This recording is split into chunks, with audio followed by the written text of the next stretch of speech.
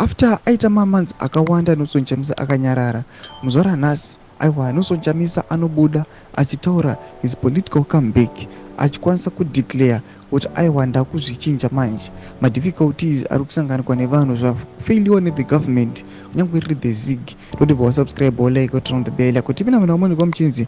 Nelson Chamisa, the charismatic opposition politician, has unveiled an ambitious economic plan signaling his political comeback after months in the shadows. Chamisa, who had stepped down from the Citizen Coalition for Change leadership in January due to internal party strife, hinted in his return earlier this week with a bold strategy. Taking to his X account, Chamisa outlined his victory for Zimbabwe's economic, emphasizing the adoption of a strong local currency akin to the robust Zimbabwe dollar of the 1980s.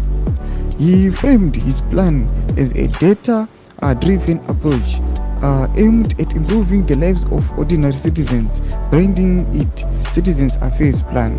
Chamisa returns come as his political rivals Bushman Ncube and Tendai Biti struggle amid its internal division with the Citizen Coalition for Change.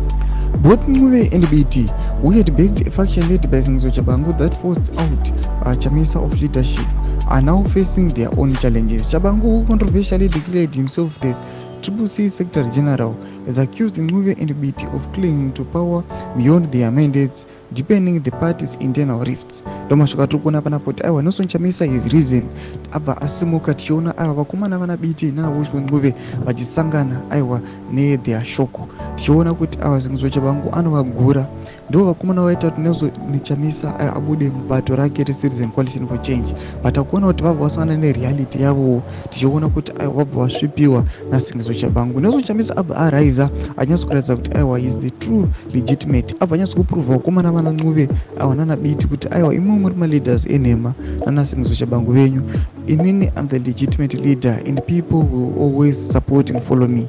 Tudze mafunguro enyu moti kudiva musoro pechitiko chimina comment section medu, musana subscribe or like and turn on the bell.